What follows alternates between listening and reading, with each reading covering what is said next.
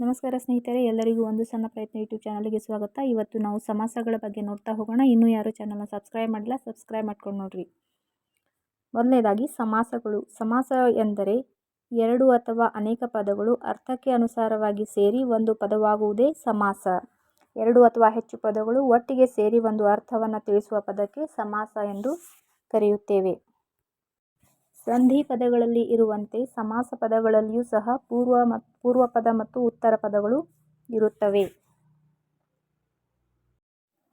ಸಂಧಿ ಪದವು ಎರಡು ಅಕ್ಷರಗಳ ಕೂಡುವಿಕೆಯಿಂದಾದರೆ ಸಮಾಸ ಪದವು ಎರಡು ಅಥವಾ ಎರಡಕ್ಕಿಂತ ಹೆಚ್ಚು ಪದಗಳ ಕೂಡುವಿಕೆಯಿಂದಾಗುತ್ತದೆ.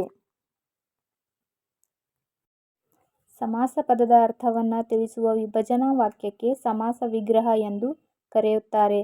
ಅಂದರೆ ಸಮಸ್ತ ಪದವನ್ನು ಅರ್ಥಕ್ಕನುಸಾರವಾಗಿ ಬಿಡಿಸಿದರೆ ಅದನ್ನು ವಿಗ್ರಹ ವಾಕ್ಯ ಎಂದು ಕರೆಯುತ್ತೇವೆ. ಸಮಾಸ ಪದದ ಮೊದಲ ಪದವನ್ನು ಪೂರ್ವ ಪದ ಎಂದು ಮತ್ತು ನಂತರದ ಪದವನ್ನು ಉತ್ತರ ಪದ ಎಂದು ಕರೆಯಲಾಗುತ್ತದೆ. ಸಮಾಸದ ವಿಧಗಳು: ತತ್ಪುರುಷ ಸಮಾಸ, ಕರ್ಮಧಾರಯ ಸಮಾಸ, ದ್ವಿಗು ಸಮಾಸ, ಅಂಶಿ ಸಮಾಸ, ಗಮಕ ಸಮಾಸ, ಕ್ರಿಯಾ ಸಮಾಸ, ಬಹುವ್ರೀಹಿ ಸಮಾಸ ಮತ್ತು ದ್ವಂದ್ವ ಸಮಾಸ. ಈಗ ಒಂದೊಂದೇ ಸಮಾಸವನ್ನು ತಿಳಿತಾ ಹೋಗೋಣ. ಮೊದಲನೆಯದಾಗಿ ಕರ್ಮಧಾರಯ ಸಮಾಸ. ವಿಶೇಷಣ, ವಿಶೇಷ, ಉಪಮಾನ, ಉಪಮೇಯಗಳು ಸೇರಿ ಆಗುವ ಮತ್ತು ಪೂರ್ವ ಪದದಲ್ಲಿ ಅವಧಾರಣೆ ತೋರುವ ಪದಗಳು ಕರ್ಮಧಾರಯ ಸಮಾಸಗಳೆನಿಸುವವು. ವಿಶೇಷಣ ಎಂದರೆ ಬಣ್ಣಿಸುವುದು, ವಿಶೇಷ ಎಂದರೆ ಬಣ್ಣಿಸಿಕೊಳ್ಳುವುದು, ಉಪಮಾನ ಎಂದರೆ ಹೋಲಿಸುವುದು, ಉಪಮೇಯ ಎಂದರೆ ಹೋಲಿಸಿಕೊಳ್ಳುವುದು. ಉದಾಹರಣೆಗೆ ಮೆಲ್ಲಿತು ಪ್ಲಸ್ ನುಡಿ ಮೆಲ್ನುಡಿ, ಹಿರಿದು ಪ್ಲಸ್ ಜೇನು ಹೆಜ್ಜೇನು, ಹಳೆಯದು ಪ್ಲಸ್ ಕನ್ನಡ ಹಳಗನ್ನಡ. ಇದರಲ್ಲಿ ಮೆಲ್ಲಿತು, ಹಿರಿದು ಮತ್ತು ಹಳೆಯದು ಎನ್ನುವುದು ಪೂರ್ವ ಪದದಲ್ಲಿ ವಿಶೇಷತೆಯನ್ನು ಕಾಣಬಹುದು. ನಖವೇ ಪ್ಲಸ್ ಆಯುಧ ನಖಾಯುಧ, ಫಲವೇ ಪ್ಲಸ್ ಆಹಾರ ಫಲಾಹಾರ. ಇದರಲ್ಲಿ ಅವಧಾರಣ ಅವ್ಯಯವನ್ನು ಕಾಣಬಹುದಾಗಿದೆ.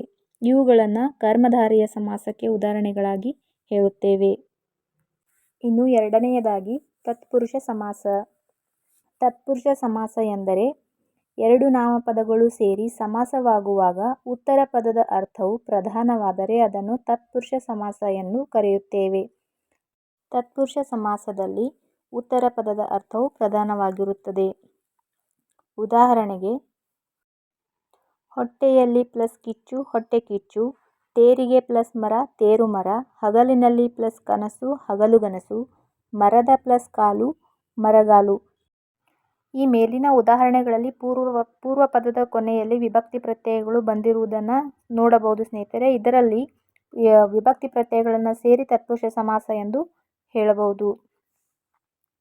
ಮೂರನೆಯದಾಗಿ ದ್ವಿಗು ಸಮಾಸ.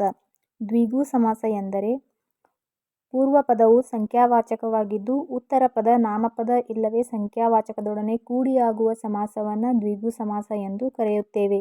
ಪೂರ್ವ ಪದ ಸಂಖ್ಯೆಯಿಂದ ಕೂಡಿರುತ್ತದೆ ಮತ್ತು ಉತ್ತರ ಪದವು ನಾಮಪದದಿಂದ ಕೂಡಿರುತ್ತದೆ.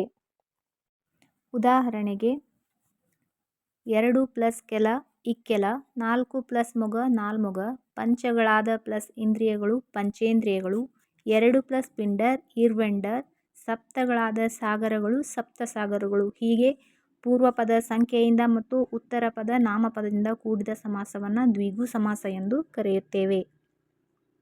ನಾಲ್ಕನೆಯದಾಗಿ ಅಂಶಿ ಸಮಾಸ. ಅಂಶಿ ಸಮಾಸ ಎಂದರೆ ಪೂರ್ವ ಪದವು ಅಂಶವಾಚಕವಾಗಿಯೂ ಉತ್ತರ ಪದವು ಅಂಶಿವಾಚಕವಾಗಿಯೂ ಕೂಡಿಯಾಗುವ ಸಮಾಸವನ್ನು ಅಂಶಿ ಸಮಾಸ ಎಂದು ಕರೆಯುತ್ತೇವೆ. ಈ ಸಮಾಸದಲ್ಲಿ ಪೂರ್ವ ಪದ ಉತ್ತರ ಪದವಾಗುವುದು, ಉತ್ತರ ಪದ ಪೂರ್ವ ಪದದ ಸ್ಥಾನದಲ್ಲಿ ಬದಲಾಗುವುದನ್ನು ಗಮನಿಸಬಹುದು. ಉದಾಹರಣೆಗೆ ತಲೆಯ ಪ್ಲಸ್ ಹಿಂದು ಹಿಂದಲೆ, ಕೈಯ ಪ್ಲಸ್ ಅಡಿ ಅಂಗೈ, ಮೈಯ ಪ್ಲಸ್ ಒಳಗು ಒಳಮೈ, ಇರುಳಿನ ಪ್ಲಸ್ ನಡು ನಟ್ಟಿರುಳು. ಹೀಗೆ ಉತ್ತರ ಪದ ಪೂರ್ವ ಪದವಾಗುವುದು, ಪೂರ್ವ ಪದ ಉತ್ತರ ಪದವಾಗುವುದನ್ನು ಗಮನಿಸಬಹುದು ಸ್ನೇಹಿತರೆ. ಇದು ಅಂಶ ಮತ್ತು ಅಂಶಿಭಾವದಿಂದ ಕೂಡಿದಂತಹ ಸಮಾಸವಾಗಿರುತ್ತದೆ ಅಂಶಿ ಸಮಾಸ. ಇನ್ನು ಮುಂದೆ ಗಮಕ ಸಮಾಸ. ಪೂರ್ವ ಪದವು ಸರ್ವನಾಮ ಇಲ್ಲವೇ ಕೃದಂತವಾಗಿದ್ದು ಉತ್ತರ ಪದದಲ್ಲಿಯ ನಾಮಪದದೊಡನೆ ಕೂಡಿಯಾಗುವ ಸಮಾಸವನ್ನು ಗಮಕ ಸಮಾಸ ಎಂದು ಕರೆಯುತ್ತೇವೆ. ಇದರಲ್ಲಿ ಮೊದಲ ಪದ ಕ್ರಿಯೆಯಿಂದ ಮತ್ತು ಸರ್ವನಾಮದಿಂದ ಕೂಡಿಯಾಗಿದ್ದರೆ ಅದನ್ನು ಗಮಕ ಸಮಾಸ ಎಂದು ಕರೆಯುತ್ತೇವೆ. ಉದಾಹರಣೆಗೆ ಸರ್ವನಾಮದಲ್ಲಿ ಅವನು ಪ್ಲಸ್ ಹುಡುಗ ಆ ಹುಡುಗ, ಅವಳು ಪ್ಲಸ್ ಹೆಂಗಸು ಆ ಹೆಂಗಸು, ಅದು ಪ್ಲಸ್ ಮನೆ ಆ ಮನೆ. ಇಲ್ಲಿ ಅವನು ಅವಳು ಅದು ಎನ್ನುವುದು ಸರ್ವನಾಮ ಪದ. ಇನ್ನು ಕೃದಂತಕ್ಕೆ ಉದಾಹರಣೆ ಎಂದರೆ ಸೊಕ್ಕಿದುದು ಪ್ಲಸ್ ಆನೆ ಸೊಕ್ಕಾನೆ, ತಿಂದುದು ಪ್ಲಸ್ ಕೂಳು ತಿಂದ ಕೂಳು, ಕಡೆಯುವುದು ಪ್ಲಸ್ ಕೋಲು ಕಡೆಗೋಲು. ಇಲ್ಲಿ ಸೊಕ್ಕಿದುದು ತಿಂದುದು ಕಡೆಯುವುದು ಎಂಬುದು ಕೃದಂತ, ಆದ್ದರಿಂದ ಅದನ್ನು ಗಮಕ ಸಮಾಸ ಎಂದು ಹೇಳಬಹುದು. ಇನ್ನು ಕ್ರಿಯಾ ಸಮಾಸ. ಕ್ರಿಯಾ ಸಮಾಸದಲ್ಲಿ ಪೂರ್ವ ಪದದಲ್ಲಿ ವಿಭಕ್ತಿಯ ನಾಮವಿದ್ದು ಉತ್ತರ ಪದದಲ್ಲಿ ಕ್ರಿಯಾಪದ ಅಥವಾ ಕೃದಂತವಿದ್ದು ಸಮಾಸವಾದರೆ ಅದನ್ನು ಕ್ರಿಯಾ ಸಮಾಸ ಎಂದು ಕರೆಯುತ್ತೇವೆ. ಉತ್ತರ ಪದ ಕ್ರಿಯಾಪದ ಇರುವುದನ್ನು ಇಲ್ಲಿ ಗಮನಿಸಬೇಕು. ಉದಾಹರಣೆ ಮೈಯನ್ನು ಪ್ಲಸ್ ತಡವಿ ಮೈದಡವಿ, ಕಣ್ಣನ್ನು ಪ್ಲಸ್ ಮುಚ್ಚಿ ಕಣ್ಮುಚ್ಚಿ, ಕಣ್ಣಿನಿಂದ ಪ್ಲಸ್ ಕೆಡು ಕಂಗೆಡು. ಈ ರೀತಿ ಉತ್ತರ ಪದದಲ್ಲಿ ಕ್ರಿಯಾಪದ ಇರುವುದನ್ನು ಗಮನಿಸಬೇಕು. ಇದು ಕ್ರಿಯಾ ಸಮಾಸಕ್ಕೆ ಉದಾಹರಣೆಯಾಗಿವೆ. ಇನ್ನು ಬಹುವ್ರೀಹಿ ಸಮಾಸ. ಎರಡು ನಾಮಪದಗಳು ಸೇರಿ ಸಮಾಸವಾದಾಗ ಬೇರೊಂದು ಪದದ ಅರ್ಥವು ಪ್ರಧಾನವಾಗಿ ಬಂದರೆ ಅದನ್ನು ಬಹುವ್ರೀಹಿ ಸಮಾಸ ಎಂದು ಕರೆಯುತ್ತೇವೆ. ಇಲ್ಲಿ ಎರಡು ನಾಮಪದಗಳು ಸೇರಿ ಸಮಾಸವಾಗಿರುತ್ತದೆ, ಆದರೆ ಅನ್ಯ ಪದದ ಅರ್ಥ ಪ್ರಧಾನವಾಗಿರುತ್ತದೆ. ಇದನ್ನು ಬಹುವ್ರೀಹಿ ಸಮಾಸ ಎಂದು ಕರೆಯುತ್ತೇವೆ. ಉದಾಹರಣೆಗೆ ಮೂರು ಪ್ಲಸ್ ಕಣ್ಣುಗಳು ಉಳ್ಳವನು ಮುಕ್ಕಣ್ಣ, ಕೆಂಪು ಪ್ಲಸ್ ಕಣ್ಣು ಉಳ್ಳವ ಕೆಂಗಣ್ಣ, ಕೆಂಪು ಕಣ್ಣು ಉಳ್ಳವ ಕೆಂಗಣ್ಣ, ಕಮಲವು ಪ್ಲಸ್ ಆಸನವು ಆಗಿ ಉಳ್ಳವನು ಕಮಲಾಸನ, ಚಕ್ರವು ಪ್ಲಸ್ ಪಾಣಿಯಲ್ಲಿ ಉಳ್ಳವನು ಚಕ್ರಪಾಣಿ. ಹೀಗೆ ಮೂರನೇ ಪದದ ಅರ್ಥ ಪ್ರಧಾನವಾಗಿರುವುದನ್ನು ಬಹುವ್ರೀಹಿ ಸಮಾಸದಲ್ಲಿ ಗಮನಿಸಬಹುದು. ಇನ್ನು ದ್ವಂದ್ವ ಸಮಾಸ. ಎರಡು ಅಥವಾ ಹೆಚ್ಚು ನಾಮಪದಗಳು ಸೇರಿ ಆಗುವ ಸಮಾಸಕ್ಕೆ ದ್ವಂದ್ವ ಸಮಾಸ ಎಂದು ಕರೆಯುತ್ತೇವೆ. ಇಲ್ಲಿ ಎಲ್ಲ ಪದಗಳು ಪ್ರಧಾನವಾಗಿರುವುದನ್ನು ಗಮನಿಸಬಹುದು. ಇಲ್ಲಿ ನಾಮಪದಗಳ ಸಮುಚ್ಚಯಾರ್ಥದಿಂದ ಕೂಡಿ ಆಗುವ ಸಮಾಸವು ದ್ವಂದ್ವ ಸಮಾಸ ಎನಿಸಿಕೊಳ್ಳುವುದು.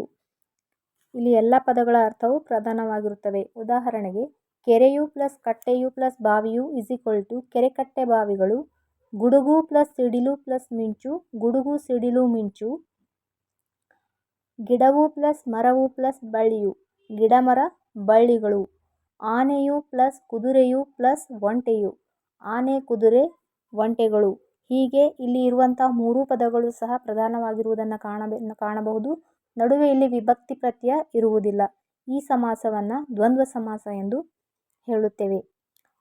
ಧನ್ಯವಾದಗಳು ಸ್ನೇಹಿತರೆ. ಮಾಹಿತಿ ಇಷ್ಟ ಆಗಿದ್ದರೆ ಲೈಕ್ ಮಾಡಿರಿ. ಇನ್ನೂ ಯಾರು ಚಾನಲ್ನ ಸಬ್ಸ್ಕ್ರೈಬ್ ಮಾಡಿಲ್ಲ ಸಬ್ಸ್ಕ್ರೈಬ್ ಮಾಡ್ಕೊಂಡು ನೋಡಿರಿ. ಧನ್ಯವಾದಗಳು.